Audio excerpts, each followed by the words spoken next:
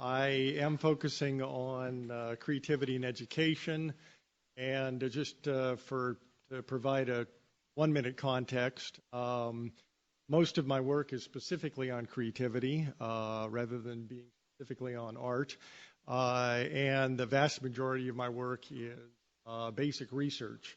I've been studying creativity and trying to read creativity research for well over 30 years. I mentioned editing the journal, which I in fact founded, the Creativity Research Journal. This is a sort of bias. I am immersed in the research and happy to be so. In my defense, especially because I'm going to apply creativity research and some of the ideas to education, my first job was in a psychology department.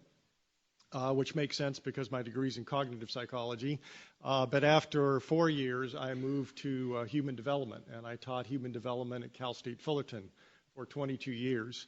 And this was a wonderful experience for me because I was working primarily with teachers, and it gave me an opportunity to learn about education and for me to share research ideas, that is to apply them in educational circles and classrooms, more than circles. I 6 years ago, moved to the University of Georgia. I'm still in the College of Education. I do much less teaching, but I still am working with educators and doing primarily educational psychology. Much of what I'll say today is based on research, but also experiences with educators. And then, of course, my own educational experience. Professors do that once in a while. We're in the classroom. The abstract I provided points to 5 difficulties, and the 5 is semi-arbitrary. Looking at the abstract last night, thinking about today's talk, it struck me that it's pretty obvious that the problems I will be discussing really can be divided rather than into 5, into 2 general problems. One of the problems with educating for creativity is the nature of creativity, or the problems stem from creativity and how it's defined and what is required. The other problem has to do with the structure of education. And again, you'll see the 5 issues I put into the abstract really fall into one category or another.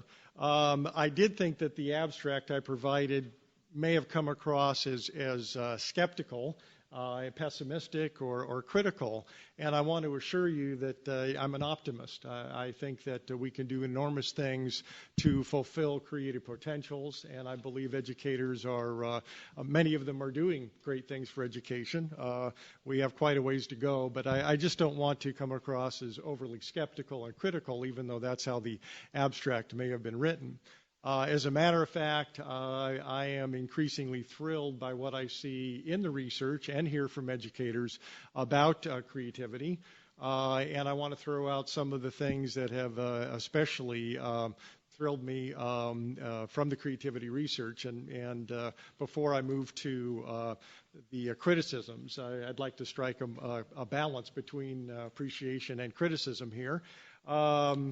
I'm not sure how many of you are aware of recent data showing that creativity can be well predicted. And a few moments ago, I heard the idea that we can measure creativity pretty accurately, and that's certainly true.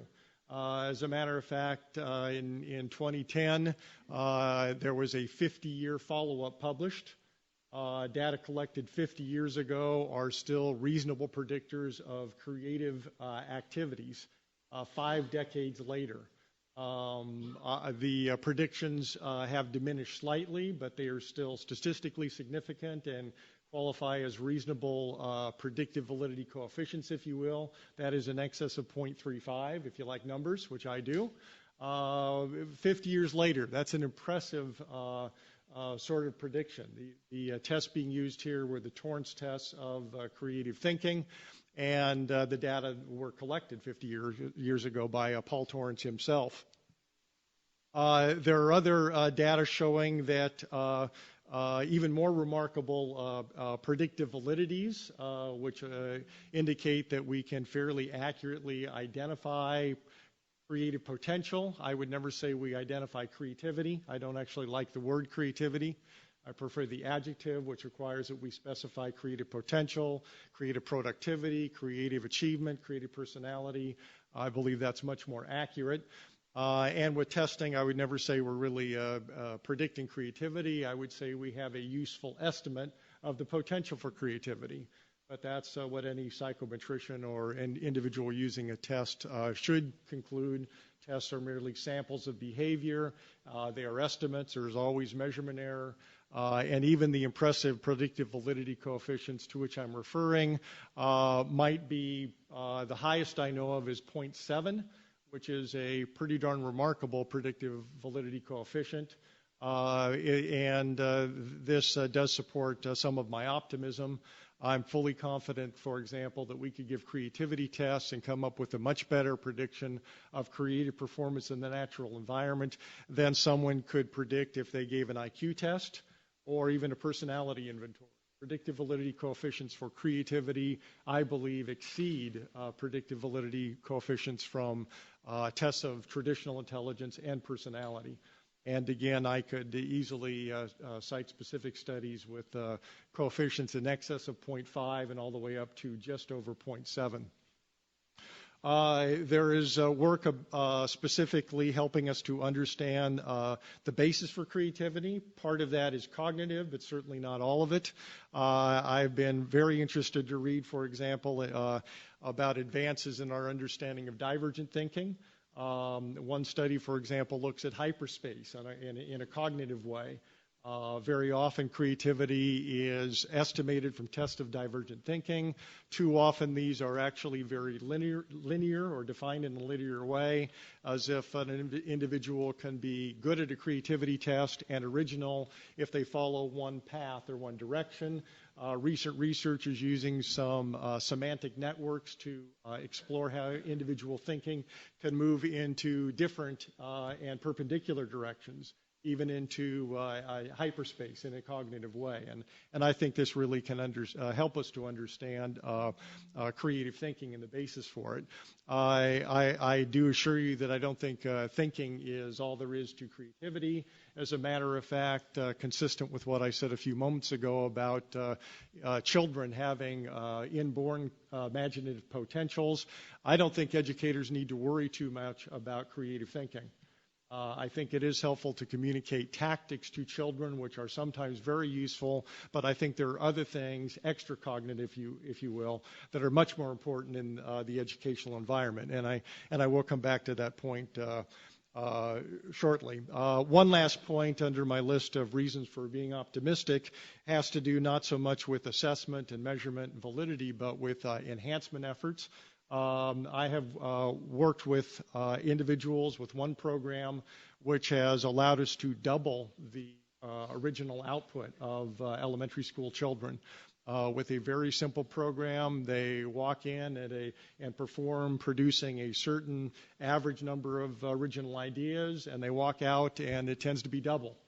And current work along these lines is emphasizing the generalization and maintenance of these effects. So not only will the children be twice as original when they are presented with some exercise, but those effects will generalize to the natural environment and will be maintained through time. I think there are reasons to be optimistic about creativity and educating for creativity, looking at research and psychometrics and measurement, but also looking at training and enhancement efforts. Now that you know I'm an optimist and not as critical or entirely critical as my abstract may have suggested, let me cycle back to the problems I did mention. And as I said, I think there really are two overarching problems. One is just creativity is not like intelligence. It's not like academic achievement. It's not like working memory. Creativity is not a rock. It's not amenable to the same scientific approaches. Creativity is inherently involves certain things which make it difficult to deal with in a classroom environment. It is often spontaneous. One of the core characteristics or spontaneity is that you see in studies of unambiguously creative people. They tend towards spontaneity. that may be difficult to support when you have a planned curriculum or your curriculum must be standardized. At least as important is the core characteristic of intrinsic motivation. Many intrinsic creative efforts are intrinsically motivated. They come from within the individual. Here again, I would say pretty much the same thing, that if you have a group of students and you have a standardized curriculum, it can be difficult to support or follow intrinsic interests. Now, frankly, I think this is one of the ways that creative educators can support creativity. I know that you might have a game plan, a curriculum, and find ways to tap students' intrinsic interests, but it is difficult, especially when working with the group and any standardized sort of education and curriculum. Incidentally, this is one of the reasons why I don't put too much emphasis on the cognitive basis for creativity, and why I don't believe that the cognitive bases are the most important for education. And the point I'm trying to make is that often if you engage a student, their intrinsic interest will kick in and they will invest in the activity, and they will invest in the cognition that can lead them to creative insights and the production of creative ideas. In other words, I think that we can look at intrinsic motivation, which is critical, which is a core characteristic of creativity, and the cognitive basis for creativity as two sides of the same coin. This is essentially the Piagetian idea of authentic learning, or what he called adaptation. Piaget believed that if an individual experiences something that is optimally challenging, it's not too low to be boring, it's not too high that it's beyond them, they will be, and he just said, inherently, spontaneously engaged and intrinsically motivated. Piaget did not think that the job of an educator was to motivate students. He thought that educators should find things that interest students and then stand out of the way. Now, this fits nicely with the theory of personal creativity, something that's very different from the social perspective. The personal theory of creativity emphasizes an individual's original construction of interpretations. And if an individual is intrinsically motivated, they will think about the material and they will construct these interpretations. These interpretations might not be too original in a general context and with wide norms, but for that individual, they will be original. And if they're useful interpretations, they will be creative. I believe that all creativity starts with exactly that, the personal construction of original interpretations. And beyond that, they may become social, they may be socially useful, but I believe they all start with the individual. This puts quite a bit of emphasis on the intrinsic motivation, which was my starting point for that small tangent. Some of the other parts of the creativity complex, which might make it difficult to educate for creativity, include the autonomy and independence, which is characteristic of many creative individuals. They are often highly independent and autonomous, sometimes to the extreme where they are contrarians and perhaps even radicals in their thinking. This is a very important point for us, because although I'm suggesting that we educate students for creativity, I don't want education to produce children who are just wild and crazy, who are entirely independent, who are always contrarian. I believe that the appropriate target for education is actually probably a balance, where an individual can be contrarian but knows when to be a contrarian and when not to. Which is why I think earlier I very briefly mentioned the role of discretion and mindfulness in decision making. So I do think that unconventional thinking and autonomy can play an important role in creativity, but here again I think it's something that we can bring into the classroom if we have opportunities for children to decide if that's the time for them to be independent in their thinking, or it's a time when they need to draw on their long-term memory and rely on facts and fit it and conform. Both contrarianism and conformity I believe, are important for all of us, children included. Flipping to the other side of the coin, I think we have a problem with especially the accountability and the standardization, which is often reported back to me by my students who are working on credentials or immersed in educational psychology. I know that there is research showing that the standardization and accountability can be problems. Some of the most important research along these lines may be that which examines the implicit theories of educators and their own thinking about creativity. One study, for example, has demonstrated that if you interview teachers and ask them about the importance of creativity, they will put it very high on the list. In general, it's one of the first three things an educator will say, and I'm referring to two particular studies, so admittedly two small samples of educators, but it makes sense to me that teachers would have great respect for creativity. The problem is if you wait a half an hour and talk about other things, that is, have some sort of distractor task, and then ask educators how well spontaneity fits into the average classroom, how well intrinsic motivation fits into the average classroom, how frequently autonomy, unconventional behavior, nonconformity, and contrarianism fit into the average classroom, you see that these things are not in the top three of what they want to do and can do. And notice I'm saying want and can. I realize there are incredible pressures on educators. So the problem is that you can say that creativity is a good thing, but you also have to have respect for what it takes to be creative. And what it takes to be creative can be difficult in the classroom. Frankly, I'd say the same problem occurs at various levels. I hear the State of the Union addresses. I watch them regularly, and I hear innovation.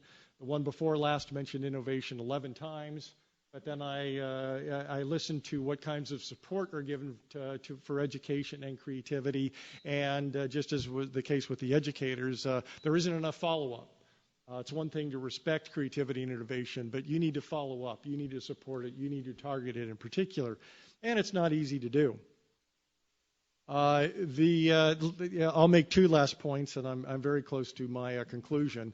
One is that the misunderstandings about creativity don't just plague educators. I do almost everything I do for work is reading research, and so I see problems in the research as well. I see one very common misunderstanding among people who are actually collecting data and doing the empirical work. It was mentioned earlier with the big C creativity. I have a real problem with the emphasis on the creativity research on big C creativity, and that is because my key interest is, in fact, in fulfilling potential. Unfortunately, there's this common kind of shorthand distinction between big C creativity, which you see in famous and eminent individuals, so-called unambiguously creative individuals, and then the little c creativity.